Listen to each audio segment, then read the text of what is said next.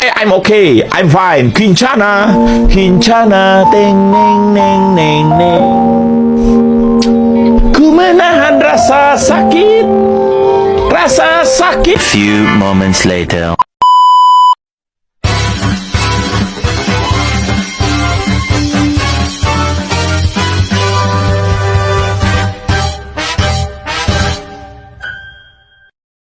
Assalamualaikum warahmatullahi wabarakatuh. Selamat malam. Perkenalkan, nama saya Dimas Prantono. Saya dari Universitas Pamulang, Fakultas Ekonomi, Prodi Studi Manajemen Keuangan. Di sini saya akan menjelaskan mengenai tugas isi jurnal B Harvard Core Finance berjudul Market Euphoria dan Krisis Finansial, Studi Historis Faktor-faktor Pemicu.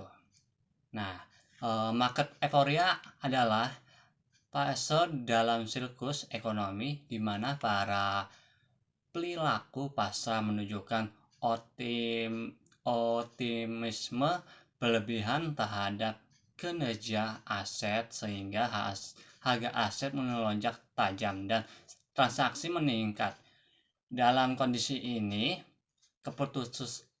keputusan yang memadai fenomena ini berpotensi berbentuk gelembung aset atau aset bubble yang dapat berujung pada krisis finansial ketika ekspektasi pasar tidak lagi sejalan dengan kondisi ekonomi real.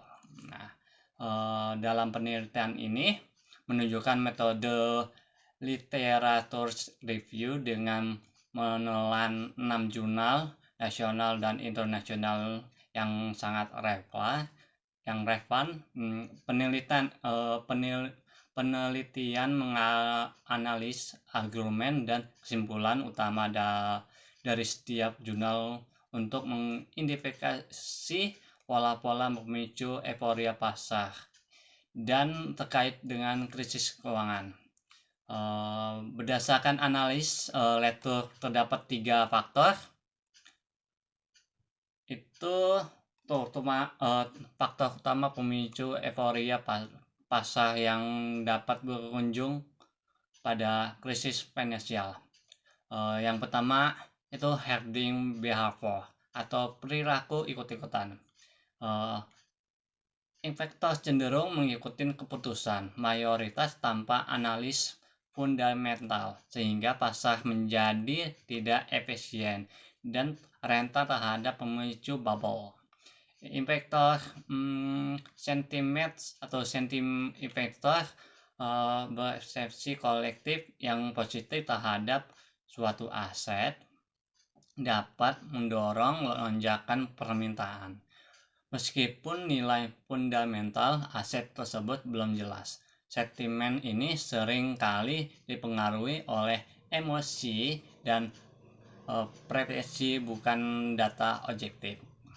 Dan ketiga ini overconfidence bias atau disebut bias kepercayaan diri berlebihan. Nah, ini investor yang terlalu percaya diri pada analisis cenderung mengabaikan informasi eksternal dan masukan yang berbeda.